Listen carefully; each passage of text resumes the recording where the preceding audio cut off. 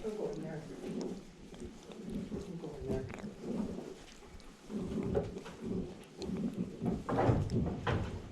Oh my God.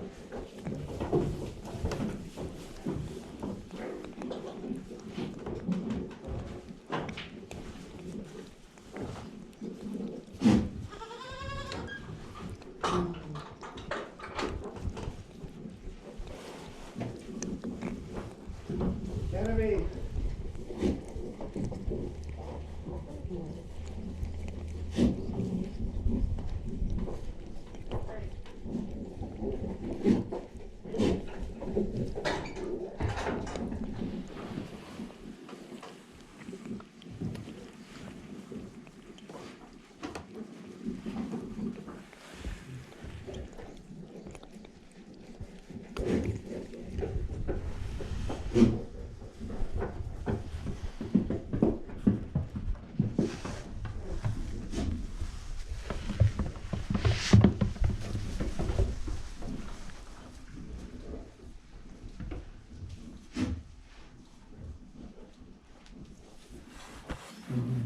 Placement or what?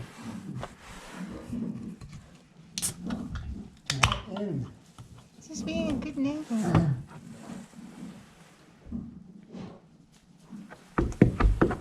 It's April 16th, 2020. Spring is on pause. Snow flurries are coming through. It's not very warm. Baby goats are getting frisky.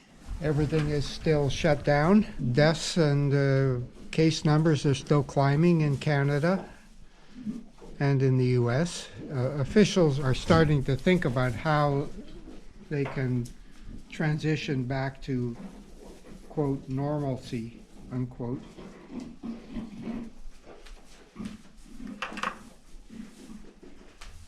And that's going to be mostly experimental. They'll try some things. Different places have different protocols, and we'll see what works out. Are we back to normal? Which is? What's that?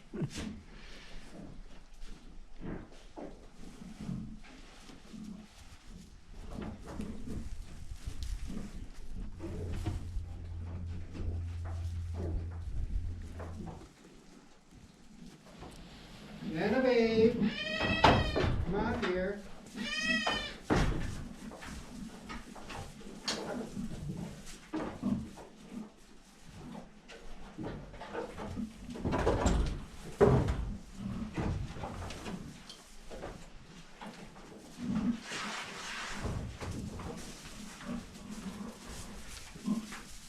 I'm going to give Jack a little something to keep him occupied.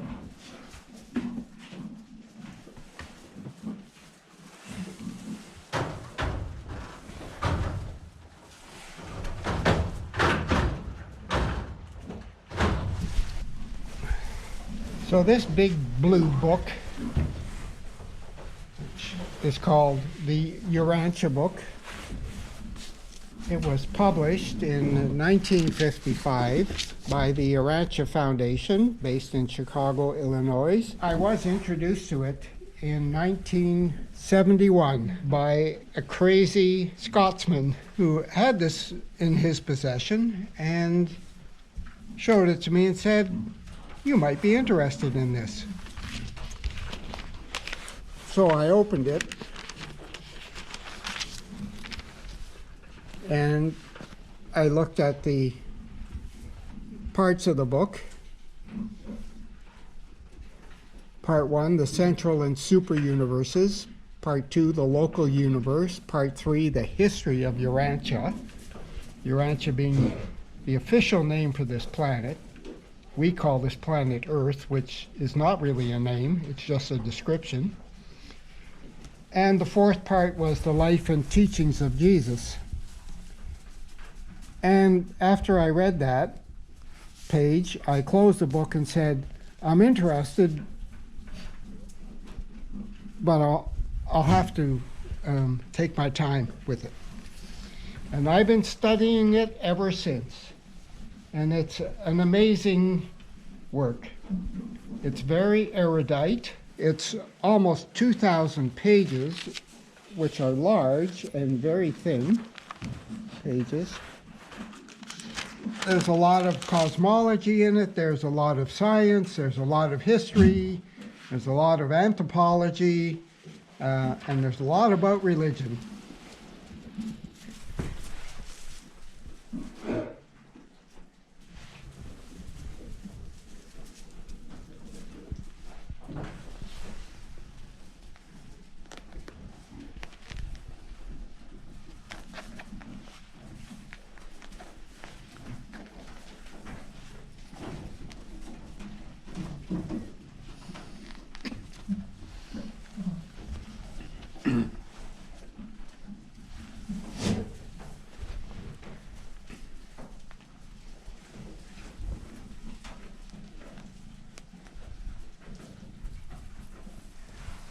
And by the way, this book is available online. Just Google Urantia book. That's Urantia. And you'll get the full text and lots more. It's been translated into many languages, and there are many study groups all over the world, people that get together and talk about the material and try to understand it. Some of it's a bit esoteric, but most of it is quite comprehensible. It's very difficult to understand the current state of affairs when so much of our history is lost. And the little bit that has come down to us has been mostly in the form of legends and myths, stories about the past, rather than detailed histories. Now, scientists are very puzzled by life. Why is there life on this tiny, tiny little sphere in this vast universe full of not only billions of planets, but billions of galaxies with millions and millions of stars in each one? So the size of the universe is incomprehensible.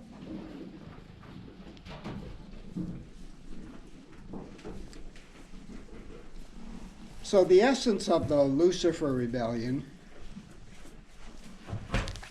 is, in effect, a spiritual virus.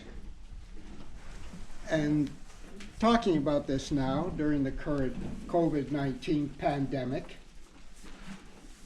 is very apropos. We're dealing with a virus. It's a material virus. Okay? It preys on people's bodies. Okay. But there are also spiritual viruses, and there are even psychological viruses.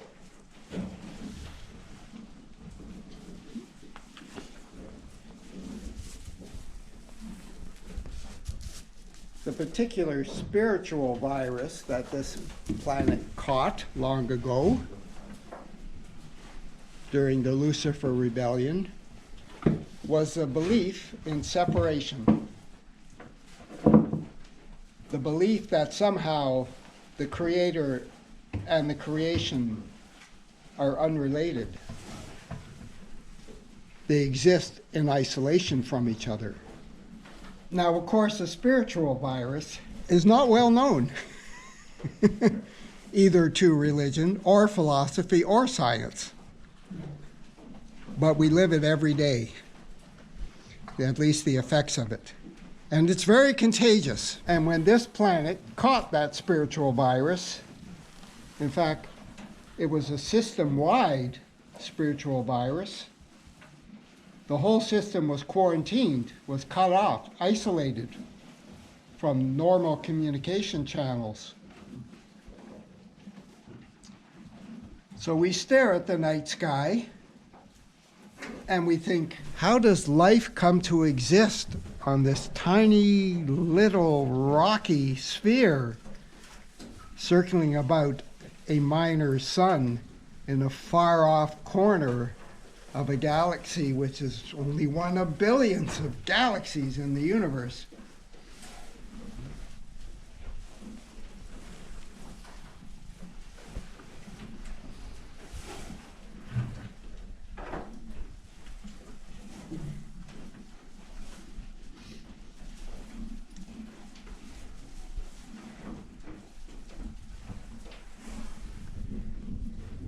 Hey man, what's the clause? No clause. Hey. What I want to do is read some passages from this amazing book, the Urantia book. Okay. Are they going to sue us for infringing on their copyright? No, I'm not republishing, I'm just reading. And it's paper 54. Problems of the Lucifer Rebellion. Evolutionary man finds it difficult fully to comprehend the significance and to grasp the meanings of evil, error, sin, and iniquity. Man is slow to perceive that contrasted perfection and imperfection produce potential evil, that conflicting truth and falsehood create confusing error, that the divine endowment of free will choice eventuates in the divergent realms of sin and righteousness,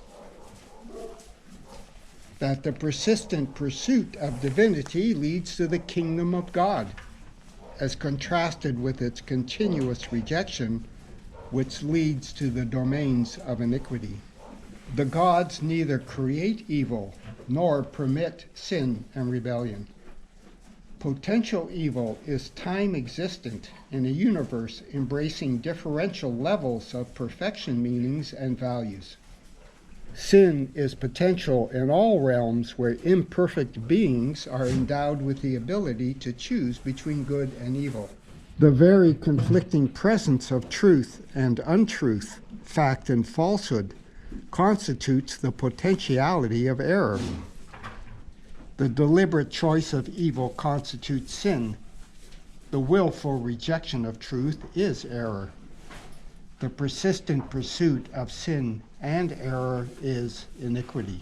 Of all the perplexing problems growing out of the Lucifer Rebellion, none has occasioned more difficulty than the failure of immature evolutionary mortals to distinguish between true and false liberty. True liberty is the quest of the ages and the reward of evolutionary progress. False liberty is the subtle deception of the error of time and the evil of space. Enduring liberty is predicated on the reality of justice, intelligence, maturity, fraternity, and equity. Liberty is a self-destroying technique of cosmic existence when its motivation is unintelligent, unconditioned, and uncontrolled. True liberty is progressively related to reality and is ever regardful of social equity, cosmic fairness, universe fraternity, and divine obligations.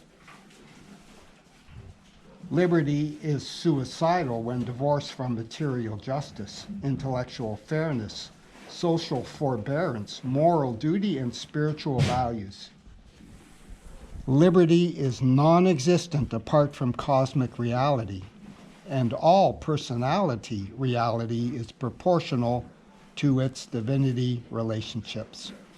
Unbridled self-will and unregulated self-expression equal unmitigated selfishness, the acme of ungodliness.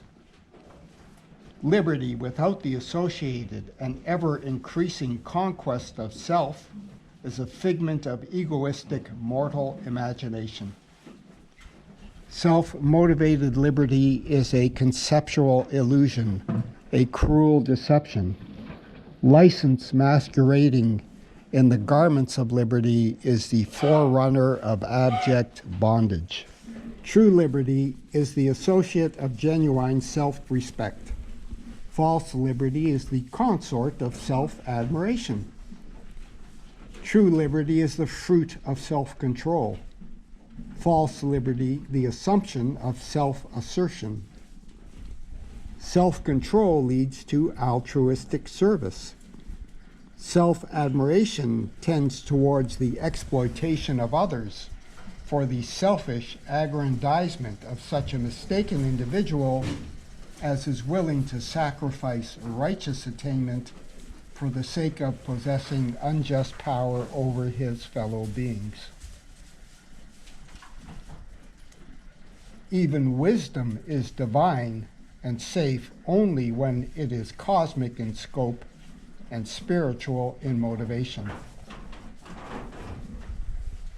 There is no error greater than that species of self-deception which leads intelligent beings to crave the exercise of power over other beings for the purpose of depriving these persons of their natural liberties. The golden rule of human fairness cries out against all such fraud, unfairness, selfishness, and unrighteousness. Only true and genuine liberty is compatible with the reign of love and the ministry of mercy. How dare the self-willed creature encroach upon the rights of his fellows in the name of personal liberty when the supreme rulers of the universe stand back in merciful respect for these prerogatives of will and potentials of personality? No being, in the exercise of his supposed personal liberty, has a right to deprive any other being of those privileges of existence conferred by the creators and duly respected by all their loyal associates, subordinates, and subjects. Evolutionary man may have to contend for his material liberties with tyrants and oppressors. Every creature of every evolving universe who aspires to do the Father's will is destined to become the partner of the time-space creators in this magnificent adventure of experiential perfection attainment. Were this not true, the Father would have hardly endowed such creatures with creative free will, neither would he indwell them, actually go into partnership with them by means of his own Spirit.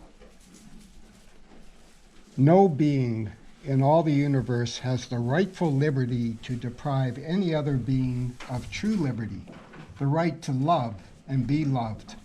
The moral will creatures of the evolutionary worlds are always bothered with the unthinking question as to why the all-wise creators permit evil and sin. They fail to comprehend that both are inevitable if the creature is to be truly free. The free will of evolving man or exquisite angel is not a mere philosophic concept, a symbolic ideal. Man's ability to choose good or evil is a universal reality.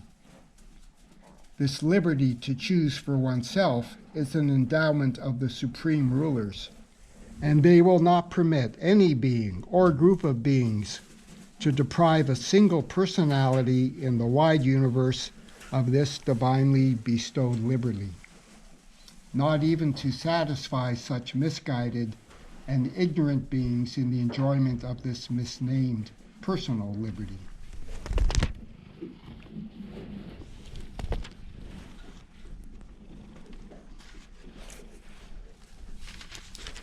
The Urantia book and the I Ching together, those are my go-to books for spiritual contemplation. And it's not like the answers that we need have not been presented to us many times. In fact, we can point out thousands of references just in the English literature, the holy books and all the great works of men. It's all laid out there. the nature of reality, how the universe works, what we are, who we are, why we're here, where we're going. Those questions have all been answered, and many times. The truth is out there. Well, yeah, of course it is. Okay. It's out there, it's in here, you know. There is no place you can go where you aren't going to run into the truth.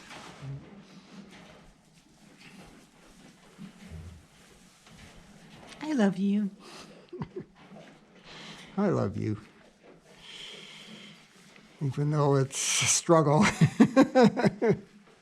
it's worth it. It's a struggle to love me, honey. You know, it's a struggle to stay in a good feeling place all the time. It's not.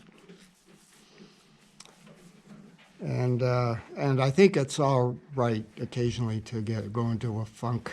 You know, then you can appreciate not being there in it. You can't have peak experiences if you don't have the lows. Anyway, you just have to be careful about who you communicate with when you're feeling funky.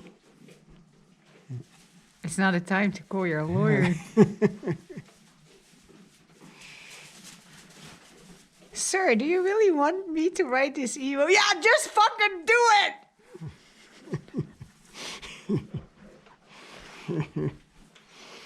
No, you want to be in like a good frame of mind and think, oh, this is the best thing to do for everybody. I'm going to call my lawyer and he'll look after it and it'll come out good in the end. You know, it's in everybody's best interest. That's all right. You can call your lawyer. Yeah.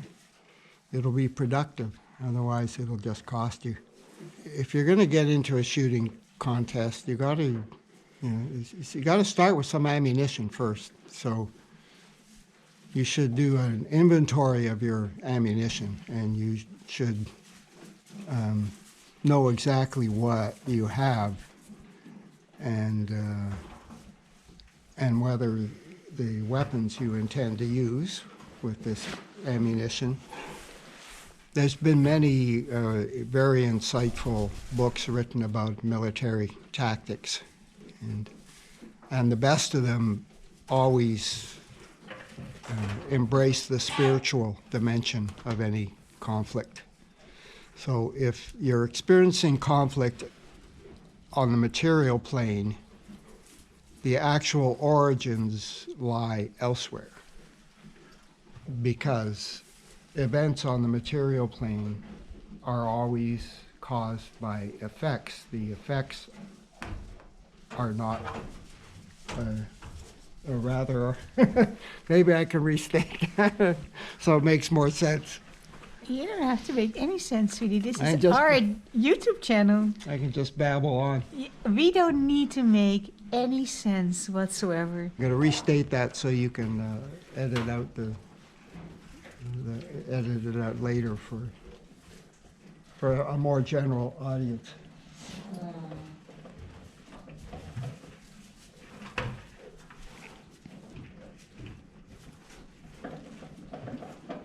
Anyway, the material world You're so sexy. is effect, right? It's all effect. The cause is in the non-material. The cause of the material, what gives origin to materialization, is non-material. Now that's just logic, right? In order for material to show up, The gloves are must- coming off? there must be a non-material universe which is providing the background, the context, the space in which the materialization can occur.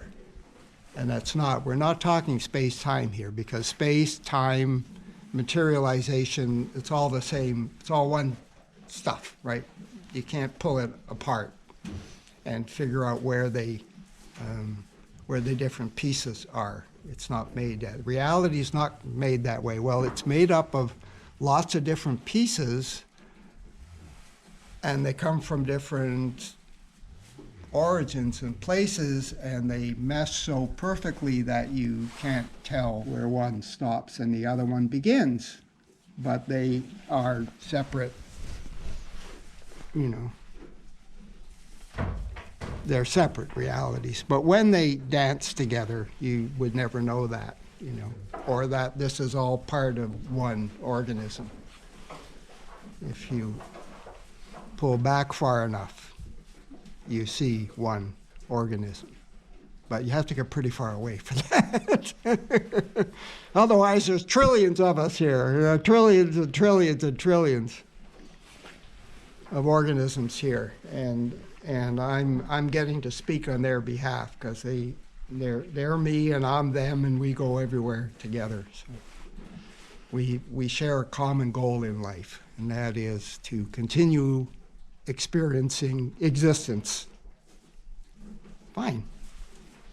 So we're all in agreement here, me and the microbiome, and you know. I'm in agreement with you hanging out here too because I love you. Well, this is a comic, to me, this is a comic relief to the insanity of consensus reality as it seems as it's playing out at the present moment in this location. Anyway, it seems like a lot of people are ready for like a huge change coming, a big jump to something else. And the interesting thing is that the absolute numbers around this pandemic are not at all scary. The numbers of cases, the number of people died, how fast it's spreading. It's all against the background of what's not happening with this virus. So infection rate is 1%. It's only because there's so many people that the numbers have meant so much dislocation and disturbance. But relatively speaking to what the potential is for, say, projected climate changes that will happen in the next 10 years or so, no matter what we do, because like it's already too late, guys, sorry. You know, the stuff that's set in motion, it's going to keep happening. So good luck with that. You know, today in New York, it's a pandemic. It's a virus. In 20 years, it'll be the sea is now 2 meters higher than it was, and the storms are bigger, and there's more of them, and this location is not really suitable for the long term. So there's the question, is disaster inevitable? Are we doomed as a species? Is the planet going to go through some kind of hellish cataclysm that will just render it uninhabitable for our species? Yes, it's possible, but only if people want it. So Edgar Cayce, the famous American sleeping prophet, prophesied, while he was sleeping, of course, that California, there would be a fantastic earthquake, and California would end up separating physically from mainland of the U.S. Isn't that what they want? And that was going to happen in 1969, thereabouts. And that didn't happen, but that doesn't mean he didn't see it happening.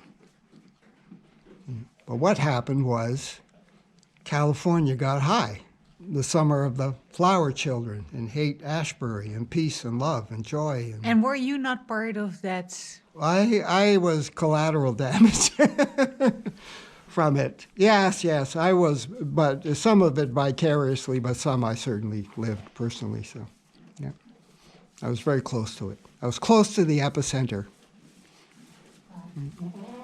And now we have California, which is the most forward-looking government on the planet that has done more to clean up the planet than any other government.